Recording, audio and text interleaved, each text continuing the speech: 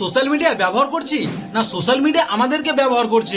বিছানা থেকে উঠে প্রথমে কি আপনি আপনার ফোনের স্ক্রিনটাই দেখেন? যদি হ্যাঁ বলেন তাহলে এই ভিডিওটা আপনারই জন্য। যখন ফেসবুক, ইনস্টাগ্রাম, হোয়াটসঅ্যাপ তৈরি হয়েছিল তখন বলা হয়েছিল টু কানেক্ট পিপল। হ্যাঁ, সেটা ঠিকই ছিল। দূরের মানুষকে কাছের করে দিয়েছে। স্কুলের পুরনো বন্ধু, গ্রামের আত্মীয়, কলেজের প্রেম সবই এখন হাতের মুঠোয়। কিন্তু আজকে আমরা যেটা দেখছি সেটি কি সংযোগ না বিচ্ছেদ? একটি টেবিলে চারজন বসে আছে, চারজনের মাথা নিচু, কারোর চোখে চোখ নেই, সবাই মোবাইল নিয়ে ব্যস্ত। আজকাল সোশ্যাল মিডিয়া আমাদেরকে শেখাচ্ছে স্ট্যাটাসে সুখ দেখাও, বাস্তবে সেটা থাক বা না থাক।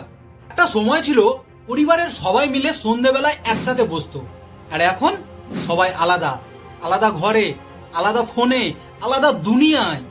আমরা অন্যের এডিটেড বা পারফেক্ট লাইফ দেখে নিজেদেরকে দুঃখী ভাবতে শুরু করছি। যেমন সে ঘুরতে যাচ্ছে, আমি কেন ঘুরতে যেতে পারছি না? তার এত ফলোয়ার্স, আমার কেন ফলোয়ার্স নেই? আমরা আমাদের অ্যাকচুয়াল লাইফ ভুলে যাচ্ছি, ভার্চুয়াল লাইফকে রিয়ালিটি মনে করছি। Result anxiety, depression, comparison, loneliness.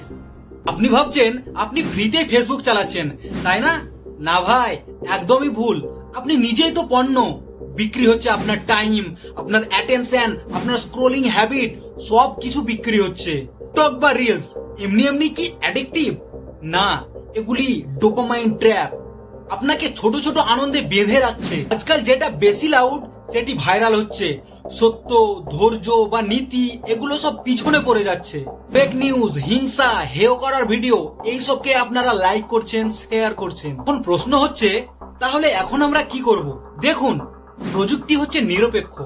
ব্যাপারটা হচ্ছে আমরা প্রযুক্তিকে কিভাবে ব্যবহার করব বা করছি বা করতে হবে। তো বন্ধুরা, দিনে অন্তত 1 ঘন্টা ফোন ছাড়ুন, নিজেকে সময় দিন, পরিবারকে সময় দিন এবং নিজের একাগ্রতা বাঁচান।